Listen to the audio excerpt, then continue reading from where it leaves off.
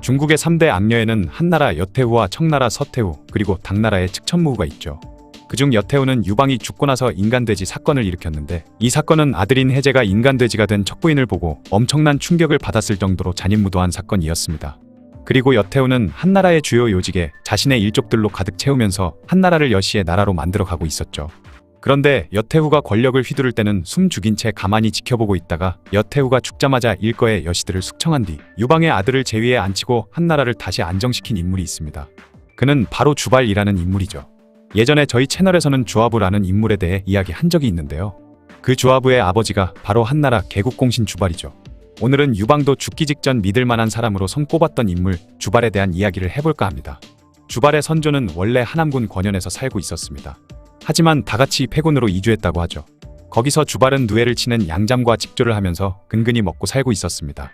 또한 마을에서 누군가 죽어 초상이 나면 피리를 불면서 고인의 명복을 빌고 위로해 주었다고 하죠.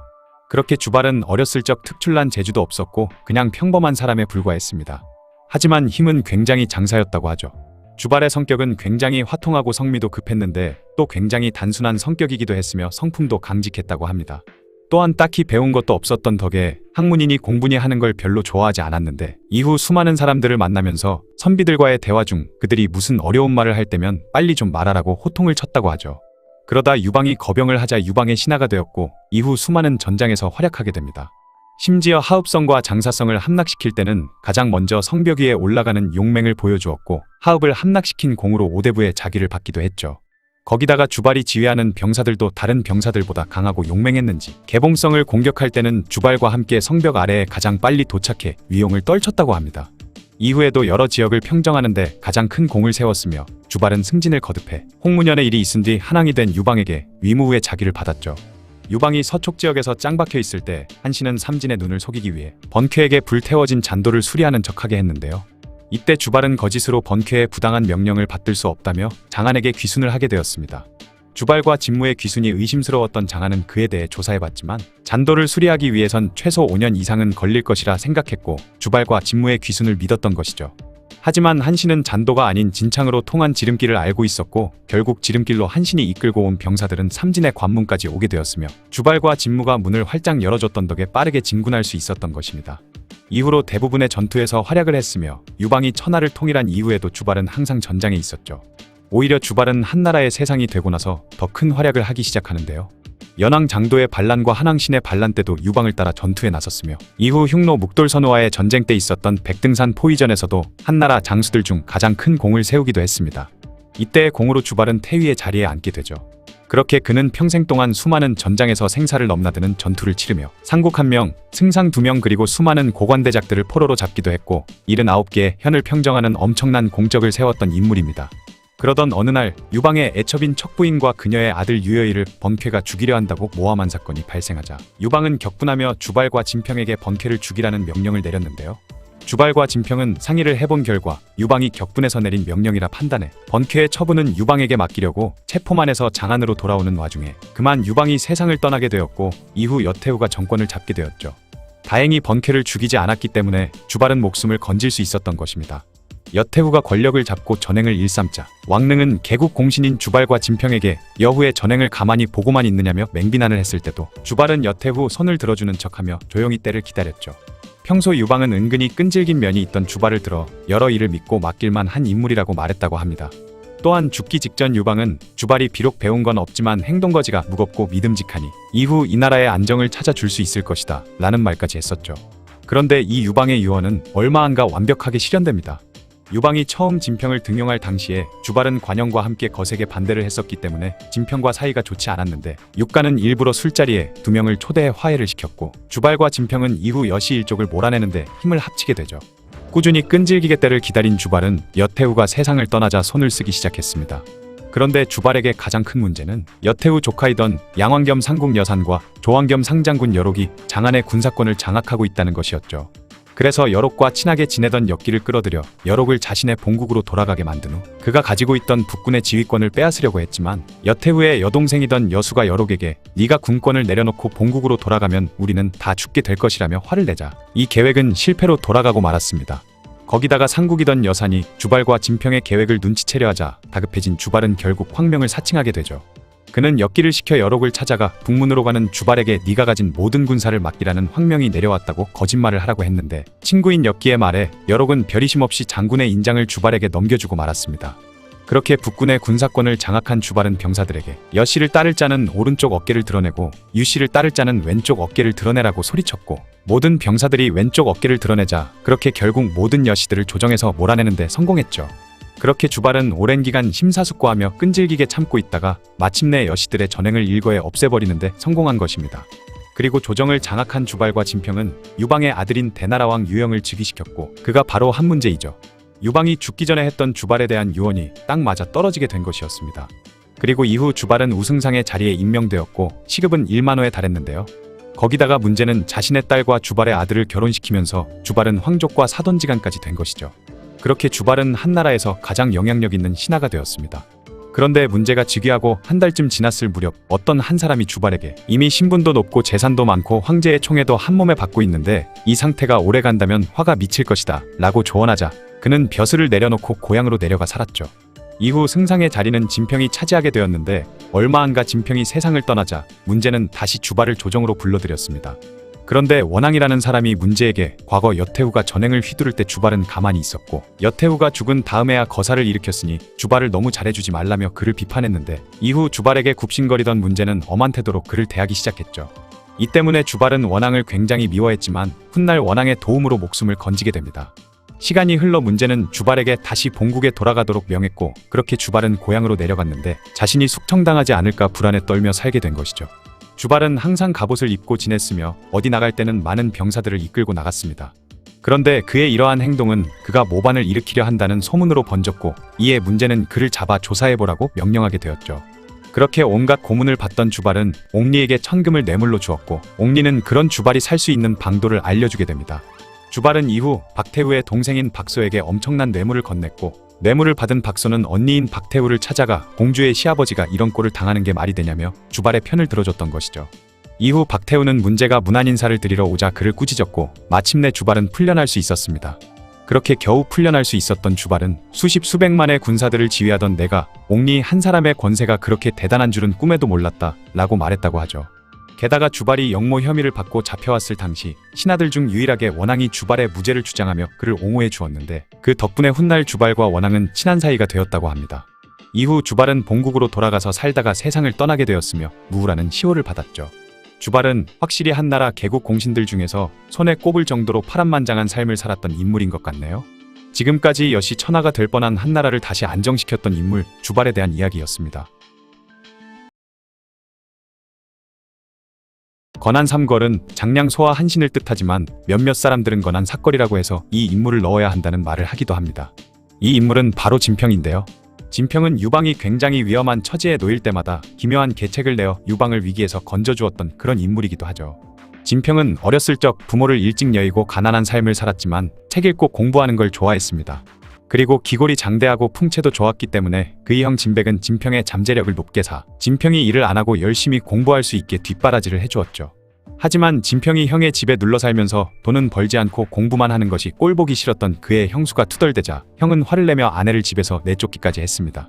그렇게 공부만 하던 진평은 훗날 마을의 부잣집 여자와 결혼을 하게 되면서 가난에서 탈출했으며 그때부터 많은 사람을 사귀게 되었죠. 그러면서 훗날 자신이 큰 도움을 받게 되는 위무질 아는 사람도 친구로 지내게 됩니다. 그가 젊었을 때 이런 일도 있었는데요. 마을의 토지신에게 지내는 제사가 있었는데 진평이 제사에 올린 고기를 나눠주는 역할을 하게 된 것이죠. 진평이 마을 사람들에게 고기를 매우 공평하게 나눠주자 마을 사람들이 칭찬해줬는데 그때 그는 천하를 나누는 일을 맡겨도 공평하게 잘할 수 있는데 라고 푸념하듯 말했다고 합니다. 이 일로 인해 진평분육이라는 고사성어가 생긴 것이죠. 시간이 흘러 진시황제가 세상을 떠나고 진나라에서는 폭정에 반대하는 반란이 여기저기서 일어나자 그는 위나라 왕이던 위구를 섬기게 되었습니다.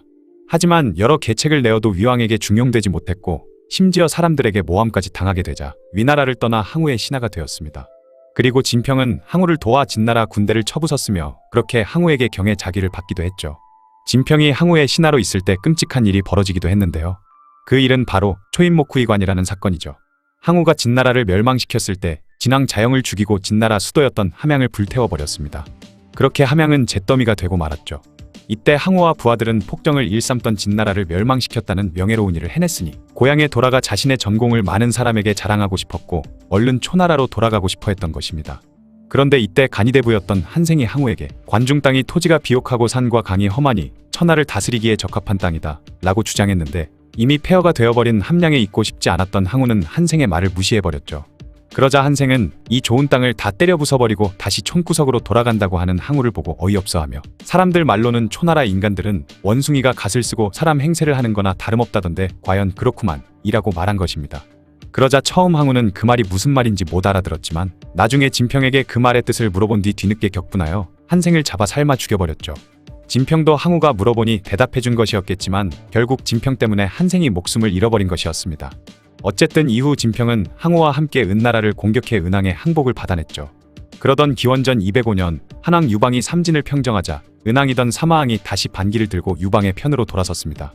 그러자 개빡친 항우는 은나라 정벌에 함께 출진했던 사람들을 처형하겠다고 난리를 피웠고 자신도 그 일에 말려들까봐 두려웠던 진평은 얼른 유방에게로 도망갔죠.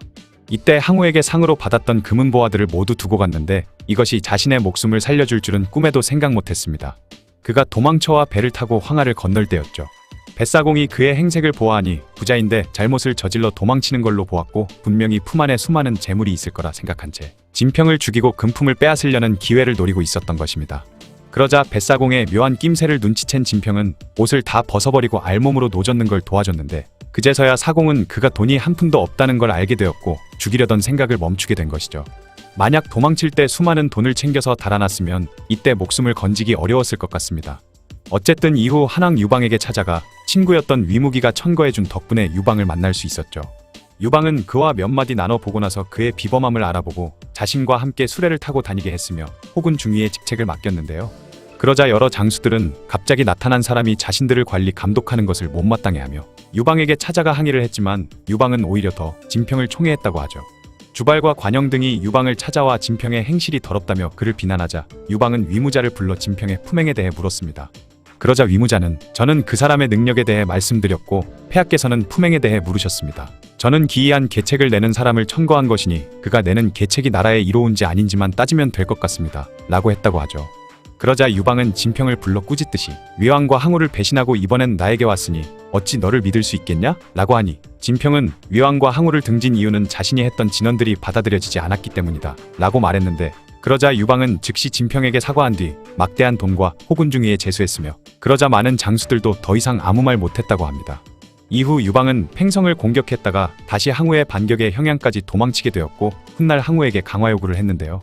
항우의 책사이던 범증의 반대로 결국 강화는 이루어지지 않았고 그렇게 궁지에 몰리자 유방은 진평에게 대책을 물었죠.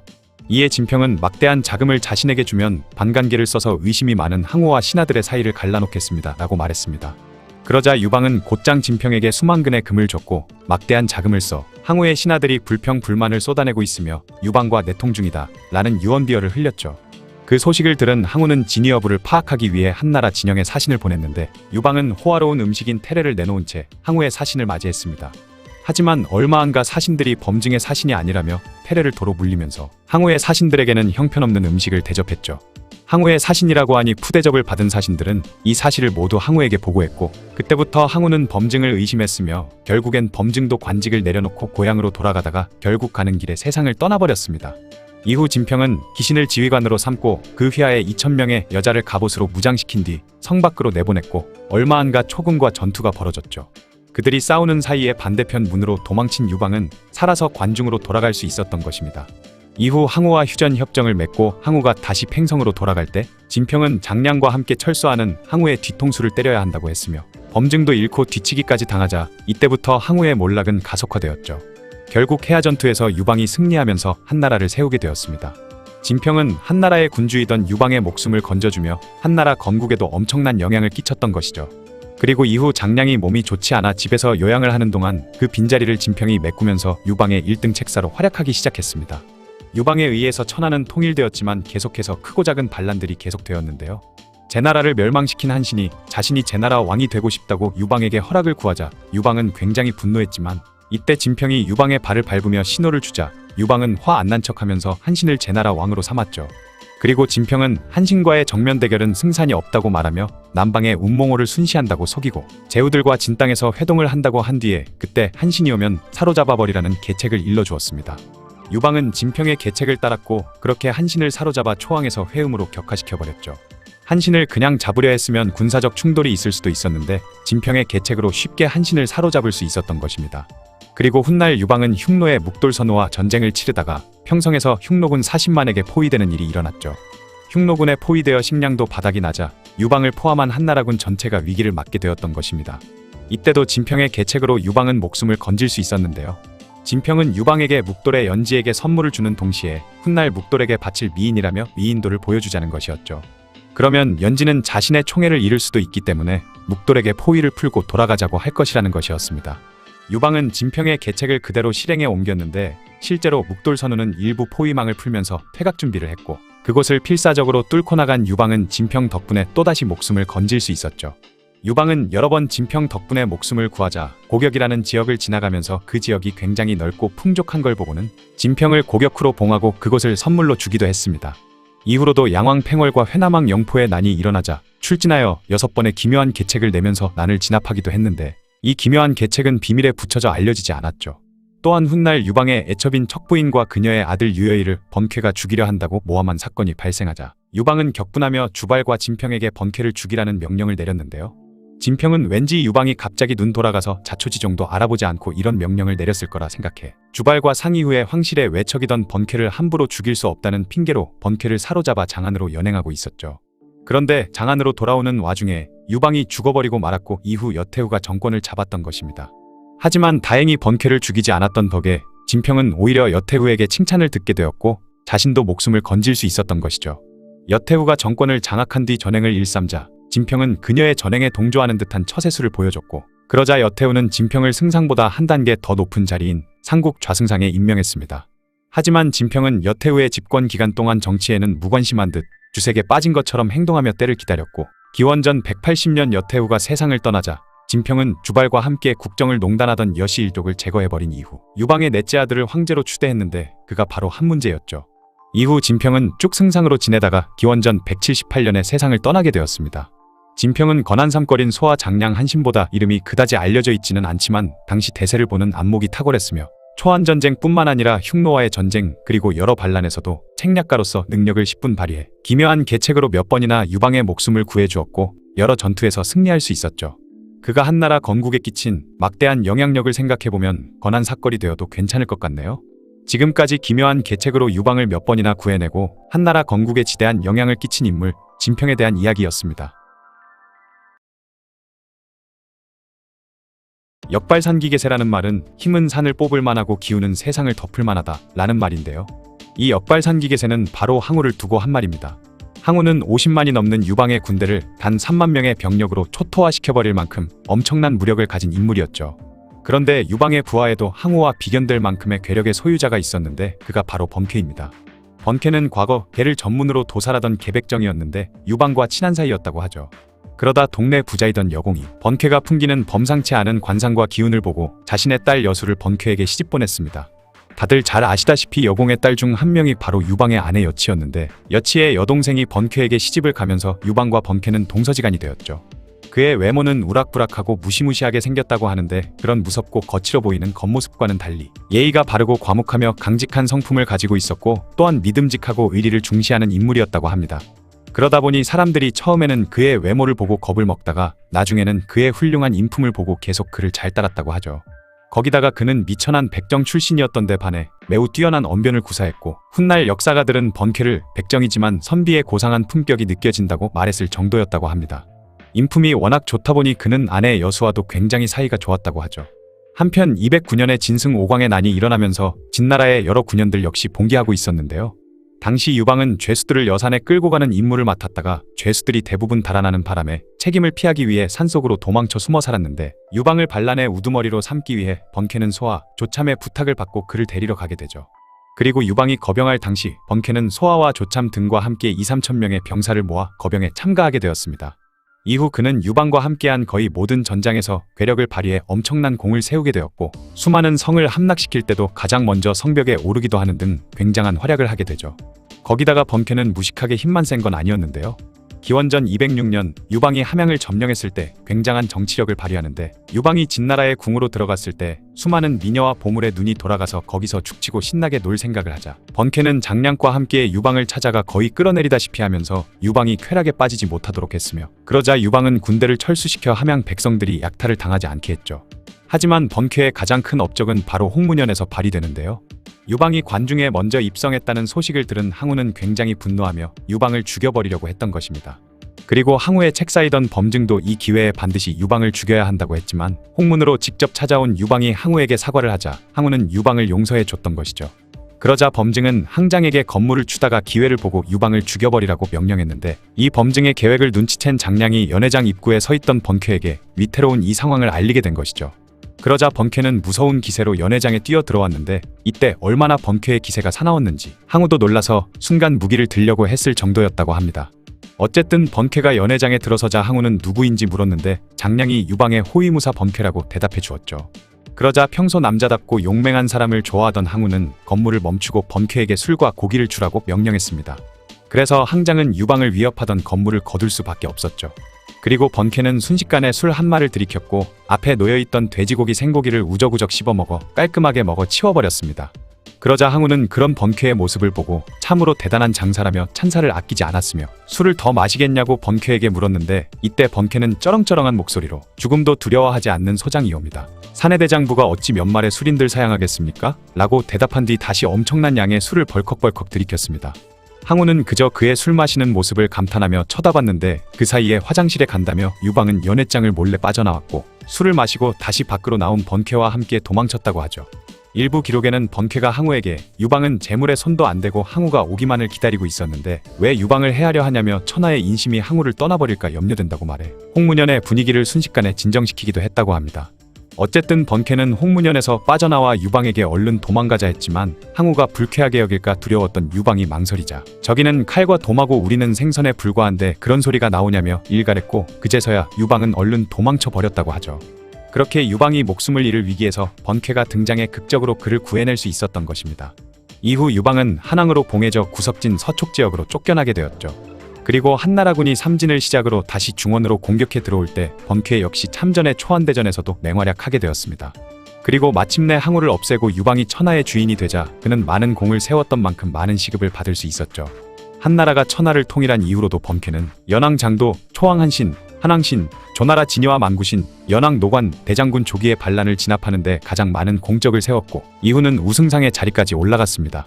훗날 한신이 초항의 자리에서 회음으로 강등된 이후 번쾌를 개무시하는 일도 있었는데요.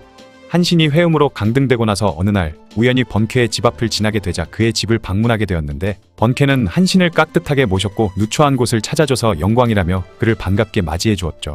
그리고 얼마 후 한신은 번쾌의 집을 나서면서 자신이 번쾌 따위와 동급이 되었다며 한탄의 말을 했다고 합니다.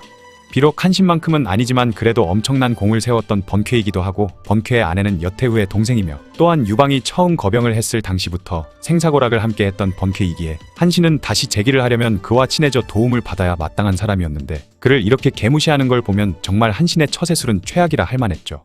이때 생긴 고사성어가 바로 수역회오라는 말인데, 이는 번쾌와 한 무리가 된 것을 수치스럽게 여긴다라는 뜻으로 사기의 회음무열전에 기록되어 있습니다.